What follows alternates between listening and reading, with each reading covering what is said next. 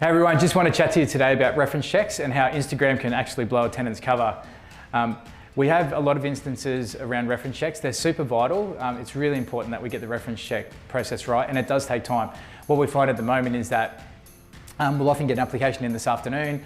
The tenant might have applied on another property. We get a phone call the next morning saying that they've been approved overnight, which really just isn't functional or practical. Obviously putting owners at risk because they're just sticking people in there. So we know that there's some flaws in the reference checking section. The main reason that they're super important is to minimise problems down the track. You just don't want to put a tenant in there and then find out that there's a whole bunch of problems that you weren't aware of. Your property manager should always be trying to find as much information as possible about the prospective tenant that they possibly can.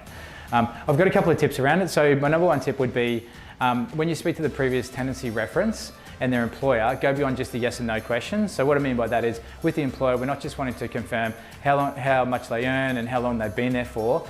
We want to actually ask, would they make a good tenant? Would they rent to them personally if it was their own property? Get a sense of how they answer that question more so than what they say in that. Obviously pick up on the vibe. Through this line of questioning, we can start to build a picture of what they'll be like as a tenant for you. And then often there's some interesting answers that we get. You'd be really surprised. So a second big tip is do social media checks. If there's an applicant that's made no mention of a pet, we look for pets. So we go on there. People obviously love to take photos of their pets and post it on Facebook and Instagram as well. What we're really looking for through that is not trying to pry, but we're just looking for honesty around the application process. If people are honest up front, then we find that they'll make the best long-term tenants for you as a landlord.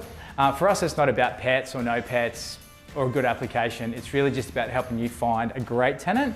So I hope these tips really help you out.